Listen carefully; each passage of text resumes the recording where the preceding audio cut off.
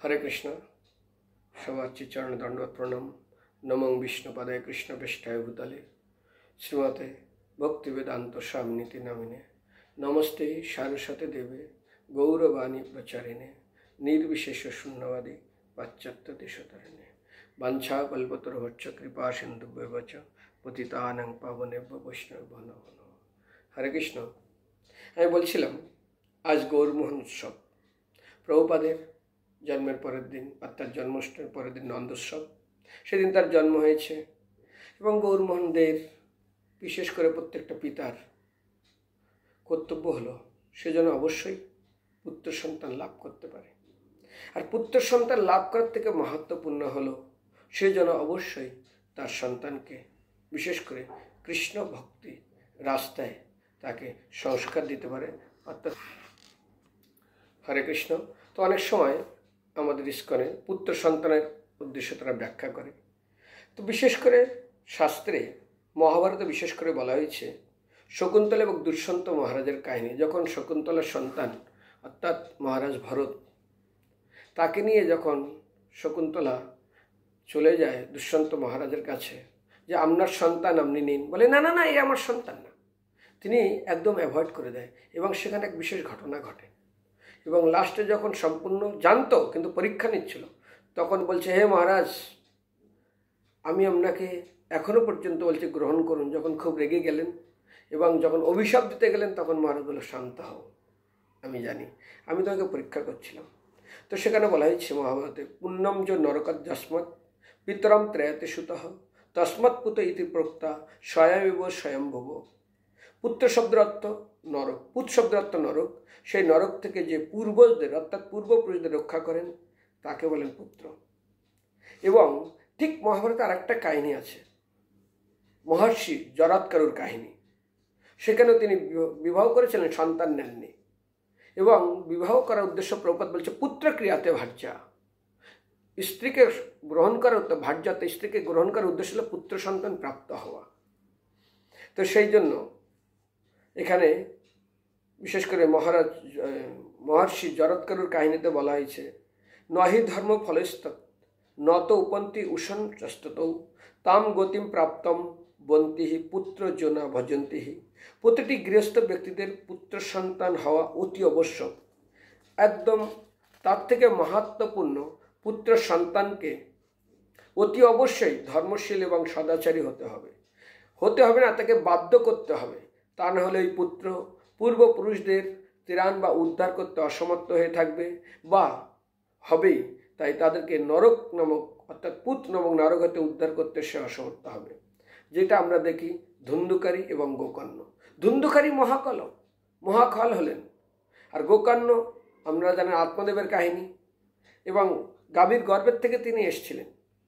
তো সেই জন্য পদ্মপুরাণে বিশেষ করে একটা শ্লোক লেখা আছে যে তাবৎ ভ্রমতি সংসারে পিতর পিণ্ড তৎপরঃ যাবৎকুলে কৃষ্ণ ভক্ত সুতন্নৈব প্রজায়তে। যতদিন পর্যন্ত তাবৎ ভ্রমতি সংসারে, ততদিন পর্যন্ত পিতৃপুরুষগণ ভ্রমণ করবে। কোথায়? এই সংসার। কিসের জন্য? না ভ্রমতি সংসার পিতর পিণ্ড তৎপরঃ, পিণ্ড খাওয়ার আশায়। কতদিন পর্যন্ত? যাবৎকুলে কৃষ্ণ ভক্ত, যতদিন পর্যন্ত কৃষ্ণ ভক্ত তার গৃহে জন্মগ্রহণ না করবে ততদিন পর্যন্ত। যাবৎকুলে কৃষ্ণভক্ত সুতন্নৈব প্রজায়তে। সেই জন্য পদ্মপুরাণে বেদব্যাস বলছেন, আসো স্ফুটন্তি পিতরই নিত্যন্তৃচ্ছা মুহুমুহু মৎকুলে বৈষ্ণব জাতা সংস্থতা ভবিষ্যতি। যে বংশ বা কুলে বৈষ্ণব সন্তান জন্মগ্রহণ করে সেই বংশের পিতৃপুরুষগণ অতি হর্ষিত চিত্তে অতি আনন্দের সহিত হাত তুলে হাতের তালি দিয়ে নৃত্য করতে থাকে। কেননা সেই বংশের বা কুলের অতীতের পূর্বপুরুষগণ সহ ভবিষ্যতের পূর্বপুরুষেরা তাদের ত্রাণের রাস্তা খুলে গেছে সেই আনন্দে তারা। সেই জন্য রামচরিতমানসে লিখবেন, জিহি কুল সাধু ভাগবত হই না গণেই বর্ণ। যদি কোনো কুলে বা বংশের সাধুর সন্তান হয় তার বর্ণ তার জাতি বিচার করবে না। তার সঙ্গে আপ তরই কুল দই। শুধু সে একা উদ্ধার হয় না, তাহলে কে উদ্ধার হয়? না দুইজন। এই জন্য প্রহ্লাদ মহারাজ তিনি বলছেন নৃসিংহদেবকে, যখন বলছে বর মাঙ্গো, বলছে প্রভু আমার বাবা তিনি ভগবত ভক্তির লাইনে আমি আসার জন্য অনেক কষ্ট দিয়েছে, আপনাকেও অনেক কিছু করেছে, বলেছে প্লিজ আপনি আমার বাবাকে দয়া করে ক্ষমা করুন এবং তাকে আপনার চরণে স্থান দেবেন। তো শ্রীমদ্ ভাগবতমে ওখানে আপনারা এই শ্লোকটা অতি অবশ্য পাবেন, সপ্তম স্কন্ধের 10 মধ্যে 18 নম্বর শ্লোক। নৃসিংহদেব বলছেন প্রহ্লাদকে, ত্রিসপ্তাহ পিতা পুত্র পিতৃবি সহনগ যত সাধ্য অশ্বগৃহে জাত ভবনেই কুল পাবন। হে প্রহ্লাদ, শুধু তুমি না, তাহলে কে না, তোমার 30 সপ্তাহ মানে 21 কুল পর্যন্ত তারা উদ্ধার হবে, কারণ তোমার মতন মহান ভাগবত যে গৃহে জন্মগ্রহণ করে সেই উদ্ধার হয়ে যাবে। যেমন মহাপ্রভু গয়ায় গেলেন বাবার পিণ্ডদানের জন্য, তো তিনি পিণ্ডদান ঈশ্বর প্রভুদের সঙ্গে দেখা হলো। প্রভু দেখা হওয়ার পরে দণ্ডবত প্রণাম করে বলছে, আমি তো এসেছিলাম গয়া পিণ্ডদানের জন্য, কিন্তু আজ আমার অত্যন্ত আনন্দের বিষয়, প্রভু বলে গয়া যাত্রা সফল আমার, যতক্ষণ দেখিলাম চরণ তোমার, তীর্থে পিণ্ড দিলে তারে পিণ্ডগণ, যে যারে পিণ্ড দেয় তারে শয়জন, তোমার দর্শন মাত্র কোটি পুত্রীগণ, অনায়াসে তরে যায় শাস্ত্রের বচন। সেই জন্য যারা কৃষ্ণ ভক্ত হয় না, তারা অত্যন্ত মহান। কুলং পবিত্র জননী কিতার্থা, বসুন্ধরাচ্চ ধন্য এতনবা, সুন্দর স্বর্গের নিত্যন্তে পিতৃচৈব যেসম কুলে বৈষ্ণব নাম দেহ। আরে কুলকে পবিত্র করে জননী, জননী শব্দটা মনে রাখবেন, যিনি জনন করেন, প্রসব করেন, গর্ভধারিণী না, পেট কেটে বের করে দিলাম ওটাকে না, জনন করেন তাকে বলে জননী। জননী কুলং পবিত্র জনে কৃতিত্বা ধন্য হয়ে যায়, বসুন্ধরা পুণ্যবতী চাইতেন বা, বসুন্ধরা বলে বাহ, আজ আমার এই পৃথিবী, আমার বসুন্ধরা মানে ধাত্রী মাতা, তিনিও আনন্দে অত্যন্ত হর্ষিত হয়ে ওঠেন।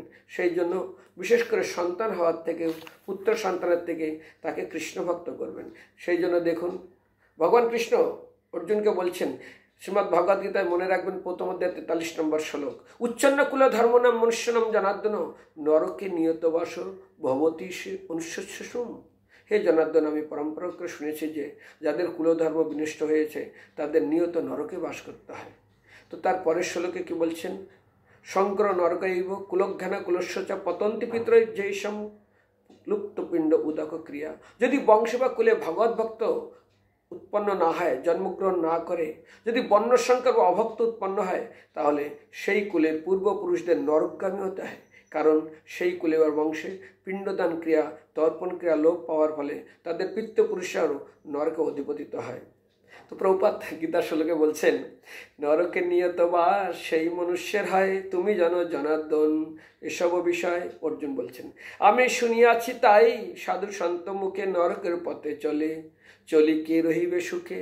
এই জন্য যারা এইভাবে, সেই জন্য কে শান্তিতে থাকবে?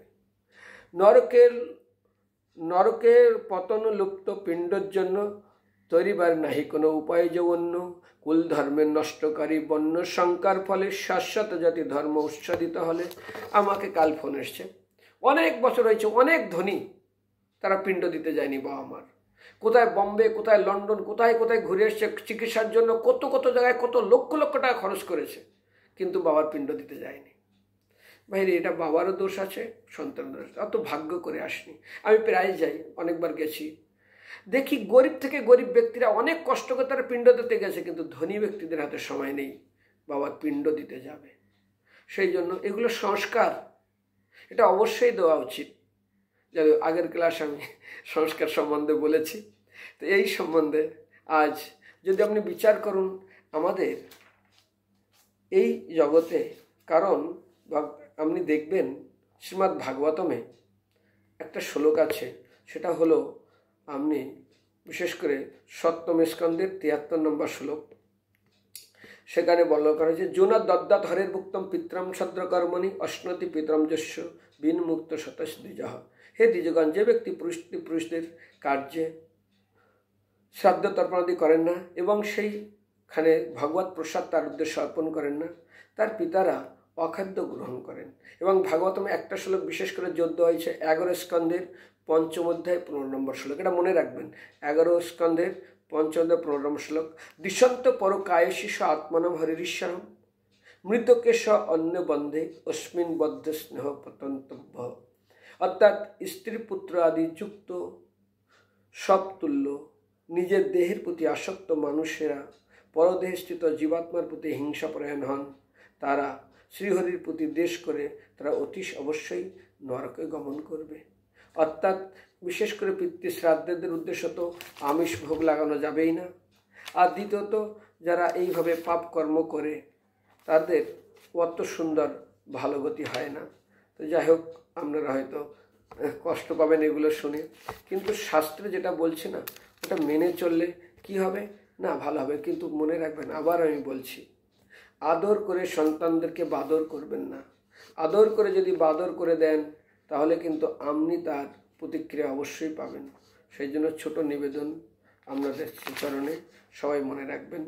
আর বিশেষ করে একটা জিনিস মনে রাখুন, সেটা হলো আজ সন্তান, প্রভুপাদের মা যেমন চেয়েছিলেন তিনি ব্যারিস্টার হবেন, এই হবেন, সেই হবেন, অনেক কিছু না, কৃষ্ণ ভক্ত হোক। আর এই কৃষ্ণ ভক্ত হওয়ার জন্য তিনি কিভাবে শিক্ষা দিয়েছিলেন, তিনি কতটা চেষ্টা করেছিলেন। যখন প্রভুপাদ অসুস্থ হয়ে যায়, যখন বিদেশি সে ডাক্তার এসে বলে না ওকে স্যুপ খাওয়াতে হবে, চিকেন স্যুপ যাই হোক, তারপর যখন উল্টে কথা ছেলে মরে যাবে কিন্তু আমি অন্য কিছু দিব না, কতটা দৃঢ়তা তার ভগবানের প্রতি ছিল।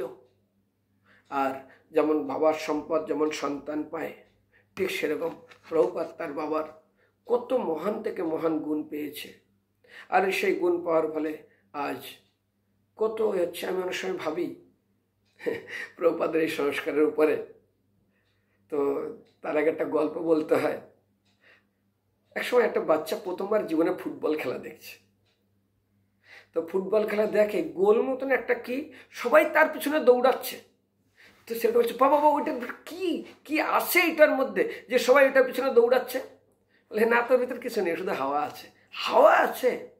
হাওয়া তো যেখানে সেখানে পাওয়া যায়, তো হাওয়া তো হাওয়ার তার জন্য এত দৌড়াতে? বলে হ্যাঁ বাবা, হাওয়াটা ফুটবলের মধ্যে আছে বলে দৌড়াচ্ছে। যদি এই ফুটবল থেকে হাওয়াটা বেরিয়ে যায় না, ওকে আর কেউ দৌড়াবে না। আর ওই ফুটবলটা কুকুরে আসবে। আগে আমি দেখেছি, এখন তো ফোমের হয়, আগে চামড়ার হতো ফুটবল। তো ওই ফুটবলটা কী হবে, কুকুরে নিয়ে কোনো একটা মাঠের কোনায় বসে বসে ছিঁড়বে, কেউ দৌড়াবে না, শুধু হাওয়া আছে বলে দৌড়াচ্ছে। ঠিক আজ প্রভুপাদের কৃপায়, আজ প্রভুপাদের সংস্কার শিক্ষায় ইস্কনে আছি। আজ ইস্কনে আছি বলে এত সম্মান, এত প্রেস্টিজ, এত প্রণাম, এত সুনাম। আজ যদি আমি ইস্কন থেকে চলে যাই, অর্থাৎ ফুটবল থেকে বেরিয়ে যায়, কে পুষবে আমাকে? কে এত দণ্ডবত প্রণাম দেবে? কার জন্য হচ্ছে এটা? এটা প্রভুপাদের জন্য হচ্ছে। নুন খাই যার গুণ গাই তার। তো সেই জন্য অনেক সময় আমি ভাবি, এটাও একটা শিক্ষণীয় বিষয়। একসময় শীতলা পূজা হয় গ্রামে। আমাদের বাঙালিরা কতটা করে আমি জানি না, হিন্দিভাষীরা খুব করে। আর শীতলা মাতাকে সন্তুষ্ট করতে গেলে যেমন আমরা গোবর্ধন পূজা করি, তো গোবর্ধন পূজা গাভীকে নিয়ে আসি, তাকে স্নান করাই, তাকে খাওয়াই, তাকে প্রদক্ষিণ করি, তার চরণ ধোয়াই, যেমন মায়াপুরে গো পূজা হয়। তো গোবর্ধন পূজায় গোবর্ধন, গো মানে ইন্দ্র, গো মানে গাভীকে বর্ধন করেন, অর্থাৎ প্রতিপালন করেন। যেমন হৃষিকেশ বলা হয় ভগবানকে, ইন্দ্রের অধিপতি। তো সেই দিন কী হয়, ভগবান খুব সন্তুষ্ট হয় এবং মা এবং বাবা, বিশেষ করে নন্দবাবা যশোদাকে কৃষ্ণ শিক্ষা দিচ্ছেন, চলো আমরা গোবর্ধন পূজা করবো। গোবর্ধন আমাদের এত কিছু করে, আমাদের গো সম্পদ, এই সেই অনেক উপদেশ দিয়েছেন শ্রীমদ্ ভাগবতম দশম স্কন্ধে। তো তিনি গোবীকে নিয়ে তিনি প্রদক্ষিণ করলেন। তো এরকম আমরা কি করি, ওই শীতলা পূজায় তারা গাভীকে পূজা করে, গাধাকে পূজা করে।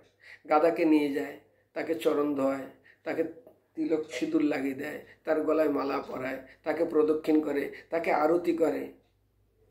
তো গাধা বলছে, আমি গ্রামে থাকি, আমি এত মহান ব্যক্তি এই গ্রামের, সবাই মিলে আমাকে এত সম্মান করছে, আর আমার এই মালিকটা মহামূর্খ। মহামূর্খ না গণ্ডমূর্খ। আমার এই মাহাত্ম্য জানলো না। যদি আজকে এখানে আসতে পারতো তাহলে জানতে পারতো আমি কত বড় মহান ব্যক্তি এই গ্রামের। আর এই লোকটা কোনো আইডিয়া নেই, লেখাপড়া তো জানে না, মহামূর্খ। ইস, এ দুর্ভাগা, এই উৎসবটা দেখতে পেলো না, এর মতো অভাগা আর কেউ নেই। যাই হোক, ও নিজেকে খুব ফুলে ফুলে মোটা হয়েছে, আমি এই সবাই প্রদক্ষিণ করলো, এই করলো। সন্ধ্যাবেলা গাধাকে ফিরিয়ে দিয়ে গেছে, গাধাকে রেখে দিয়েছে গাধার জায়গায়। সকালবেলা মালিক বলছে, এই উঠ। গাধা বলছে, ওই ঠিক করে কথা বল, লেখাপড়ার বুদ্ধি তো কালি তো, বিদ্যার কালি তো পেটে নেই, মাথায়ও নেই, কোনো মহামূর্খ তো মহামূর্খ। কার সঙ্গে কথা বলছিস জেনে শুনে কথা বল। গাধা বলছে, মালিক বলছে, কী বলতে চাইছো বাবা, কী বলতে চাইছি সত্য করে বলতো। এই গ্রামে আমার যা সম্মান সেই সম্মান তোর আছে? কত লোক আমাকে প্রদক্ষিণ করলো, কত লোক আমার পায়ে ধরে প্রণাম করলো, আমার পায়ে জল ঢাললো, আরতি করলো, গলায় মালা পরালো, খাওয়ালো। বলো তো তোমার জীবনে কেউ করেছে? এই গ্রামে তো তুমি এতদিন ধরে আছো, তুমি তো ছিলে না অনুষ্ঠানে। আমার মহিমা তুমি বুঝবে কি করে? কালকে যদি থাকতো বুঝতে পারতো। একে তো তোমার ভাগ্য তো ভালো না, দুর্ভাগা জীব তুমি, সেই জন্য এইরকম বড় মহান উৎসবে তুমি থাকতে পারলে না। তো লোকটা বলছে, আর কি ডায়লগ? এটা ডায়লগ না, যদি আমাকে ঠিক মতো কথা না বলিস না সম্মান দিয়ে, এখনই এমনভাবে ডাকবো না তোর অবস্থা গ্রামে টেকা দুষ্কর হয়ে যাবে। ও আচ্ছা আচ্ছা, আর কিছু বলার আছে? আর কি বলার আছে? বলে মেয়ে মালিক রেগে 2-4টা বাড়ি মেরেছে। আর গাদা এমন ডাকছে, হা হু হাউ, গার্ডানটা খুব চিতলানো হয়, খুব কেউ আসছে না। মালিক বসে সঙ্গে সঙ্গে তার পিঠের উপরে বোঝাটা, হাট চল মাল টানবি। গাদা গ্রামে গিয়ে বলছে, হয়তো কেউ ঘুমাচ্ছে, কে গ্রামে গিয়ে ডাকা শুরু করছে। যত ডাকছে তত পিটাচ্ছে, কেউ আর আসে না। তো অনেক সময় আমি ইস্কনে আছি, আপনার শীতলা পূজার, তো খুব সম্মান করে, খুব এই করে, খুব সেই করে, খুব ওই করে, অত প্রণামী দেয়, না খেয়ে আমাদেরকে খেতে দেয়। অনেক সময় দেখেছি আমি প্রায় 1/2 কিলোমিটার আমাকে কীর্তন করে নিয়ে গেছে। তো আমি অনেক সময় ভাবি, লোক কীর্তন তো আর কোনো সময় যায় না, মরার সময় কীর্তন করে নিয়ে যায়। তো ওটা তো কীর্তন বলহরি জোর করে বলে ভক্তরা। আমি বলি, ভাই আরে কীর্তন বন্ধ করে এইভাবে চলো না। আবার ফুল ছড়াচ্ছে, কি ছড়াচ্ছে রে ভাই, খই নাকি, খই পয়সা নাকি? আমি জাস্ট জকিং করে বলি। তো আমি বলি, আজকে ইস্কনে আছি বলে আমার এই সম্মান, প্রভুপাদ এই সোসাইটি করেছে বলে আমার সম্মান। যদি ইস্কনে না থাকতাম, কোথায় থাকতো আমার সম্মান? একজন খুব সুন্দর নারী, অপূর্ব দেখতে, সুন্দর অলংকার পরেছে, কিন্তু তার ভিতরে যদি আত্মা না থাকে, কে ওই নারীকে কদর করবে? আরেকটা সুন্দর নারী, সুন্দর অলংকার পরেছে, আত্মা আছে, কিন্তু তার শরীরে কোনো বস্ত্র নেই, সেই নারীকে ভদ্র সমাজ কোনোদিন আদর করবে না। আবার একই নারী, কোনো অলংকার নেই, কোনো সাজেনি, শুধু শরীরে বস্ত্র আছে, তবু না কেউ কেউ তাকে কদর করবে। 3টা জিনিস, আত্মা না থাকলে কেউ কদর করবে না, আর কদর তারাই করবে শরীরে কিছুই অলংকার দরকার নেই, কমসে কম একটা বস্ত্র থাক, ভদ্র সমাজের কাছে সে আদরণীয়। আর যদি যতই অলংকার পরলো, যতই সাজলো, যদি পোশাক না থাকে, ভদ্র সমাজ তাকে আদর করবে না। ঠিক আজ ইস্কন রূপ একটা কাপড় আমি পরে আছি। শৃঙ্গার মানে অনেকে বড় বড় পথ পায়, তো তখন খুব সম্মান হয়। দেখি ইস্কনে যখন পথ চলে যায়, তো অনেক সময় তারা ইস্কন থেকে চলে যায়। আমার এক বন্ধু বলছে, রঘুনন্দন আমার তো পথ চলে যাচ্ছে, আমার প্রেসিডেন্ট, তুমি কোনো রকম, তোমার তো অনেকেই বিদেশ থাকে, কিংবা তোমার গুরু মহারাজকে বলে আমার একটু বিদেশ পাঠিয়ে দেবে। অনেকেই, তারা বড় বড় পদে ছিল ইস্কনের, আমি জানি, তারা আমার ইনচার্জ ছিল, তারা আমাকে রিকোয়েস্ট করছে। আমি আর আদার ব্যাপারে জাহাজের খবর, আমাকে আর কি হবে। তো আমি দেখেছি, সাধারণ টিকে থাকো ইস্কনে, অলংকার দরকার নেই, সাজার দরকার নেই, শুধু কাপড় পরে থাকো, ইস্কনে থাকো, দেখো ভদ্র সমাজ তোমাকে অনেকেই কদর করবে। আমরা গৌরকিশোর দাসবাবু মহারাজের জীবনে দেখি, তিনি কত লেখাপড়া জানতেন, কিন্তু ভক্তি সিদ্ধান্ত সরস্বতী টাইটেল, তার প্রবচনটা তিনি শুনতেন এবং বলতেন, আমার প্রভু। সংস্কার কাকে বলে? একবার ভক্তি সিদ্ধান্ত প্রভুপাদের কাছে একজন, গৌরকিশোর দাসবাবুর কাছে একজন দীক্ষা নেবে, তো বারবার যাচ্ছে আর বলছে, প্লিজ রিকোয়েস্ট করছে, তোমার গুরুদেবের কাছে আমার দীক্ষা দাও না। তো একদিন গৌরকিশোর দাসবাবু মহারাজ যোগপীঠে মায়াপুরে গেছে মাসির বাড়িতে, তো গুরুদেবকে দেখে দণ্ডবত প্রণাম করেছে। তার অনেক বড় কাহিনী আছে, আমি সংক্ষেপে বলি। তো দণ্ডবত প্রণাম করার পরে গুরুদেব বসেছে, করে বলছে, গুরু মহারাজ চরণে বসছে, গুরু মহারাজ উপরে বসছে, একটা নিবেদন করো। বলে, বলো। অমুক ব্যক্তি বারবার এসে রিকোয়েস্ট করে, ওনাকে একটু দীক্ষা দেন না। বলছে, তুমি কার কথা বলছো? আরে ও মিথ্যাচার, গীতাতে একটা শ্লোক আছে, মিথ্যাচারের উৎসাহ উচ্চাতে, মনে মনে ইন্দ্রের ভোগ করে আর বাইরের থেকে বৈরাগ্য দেখায়।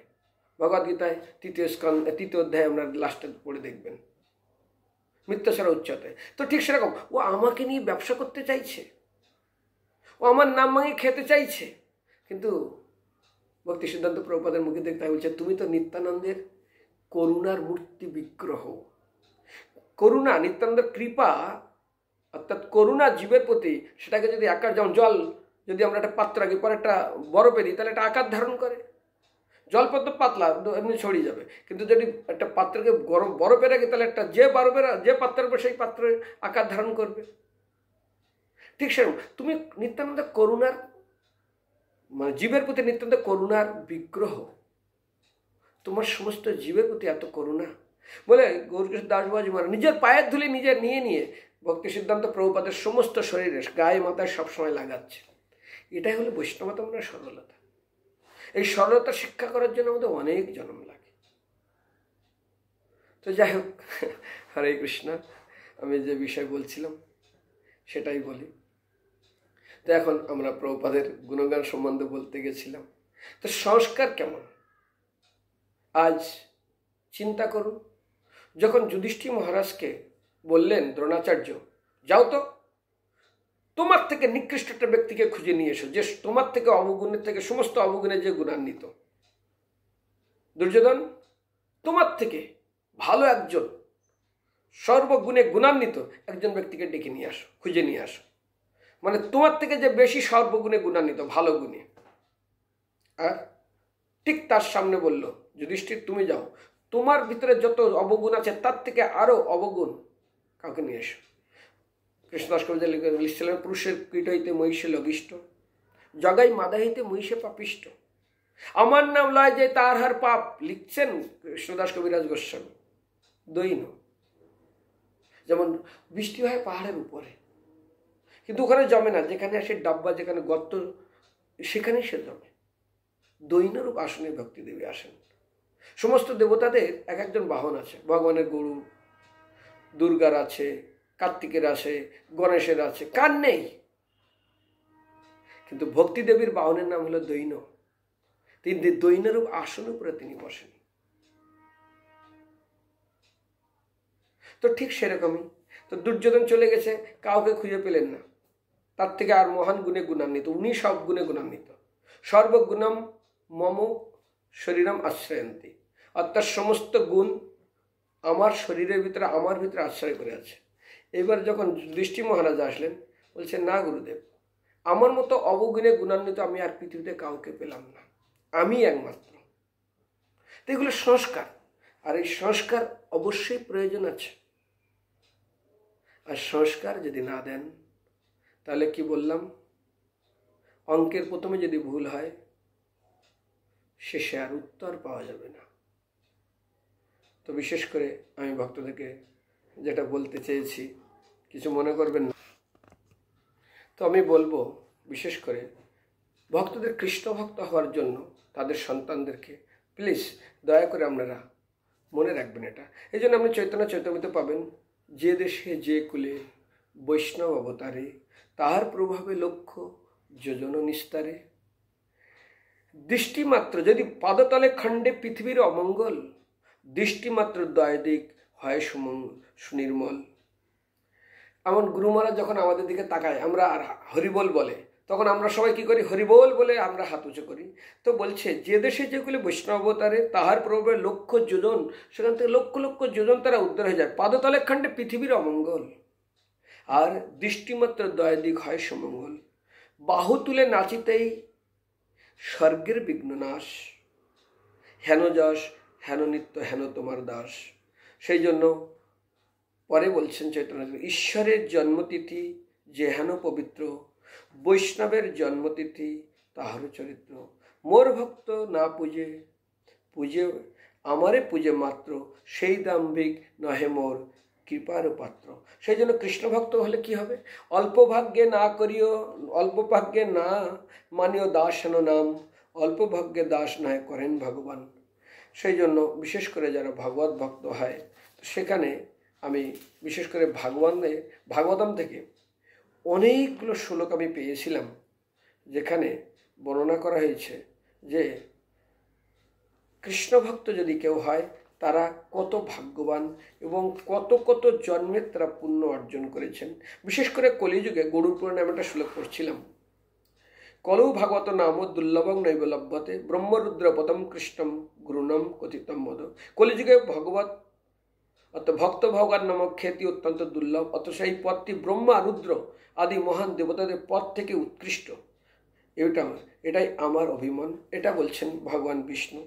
সেই জন্য আমাদেরকে বিশেষ করে জ্ঞানতা, শ্রীমদ্ ভাগবতে বলা হয়েছে, জ্ঞানতা সুদুর্লভম মুক্তিযোগ্য আদিবি দুর্লভ শ্রেয় সাধন সহস্র হরিভক্ত সুদুর্লভ।